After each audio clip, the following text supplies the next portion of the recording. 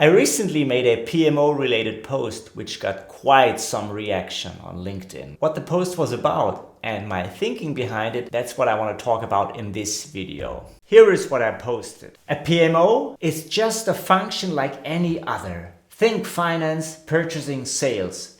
A function owning a particular area.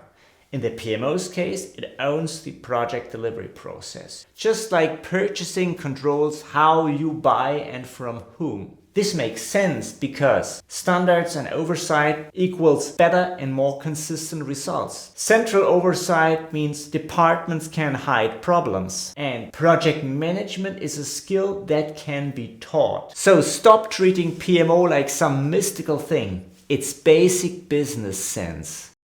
Now, let's go through this. Why did I make the post? Just to stir up controversy? No. Here's the thing. I get a lot of questions from people on how to set up a PMO. And from those questions, I've noticed something. Many people don't really understand the core purpose of a PMO. And as a result, they struggle coming up with a pragmatic PMO setup. One that fits the limitations and realities of their organization. And to be quite honest, I think the problem already starts with the name. Project Management Office. It sounds like you need a big team, a dedicated space and lots of resources, which isn't true. So what did I do in the post? I compared PMOs to other organizational functions like finance or purchasing. Because at the heart, a PMO is just an organizational function. That's what it is. It defines the rules for a particular area. In this case, how projects should be run. If we compare that to purchasing, you and I know that departments just can't buy whatever they like from whatever vendor they want to. All purchasing transactions have to be coordinated with the purchasing team. And it's the same with a PMO. Projects can't be run however each department feels like. They need to follow the process established by the PMO. And part of that role of a PMO is developing skills. A PMO trains people on the project delivery process. It also builds project leadership skills, whether that's for a dedicated team of project managers or for the employees who manage projects alongside their day job. So having a PMO means recognizing that project management is a real skill, an important skill, one that drives the organization forward, one that needs to be cultivated across the workforce. So what's the takeaway? A PMO at its core is just like any other organizational function. It defines standards, it ensures those standards are being followed, and it builds the skills that the organization needs. And here's the good news. You don't need a big team or a massive PMO setup to get started.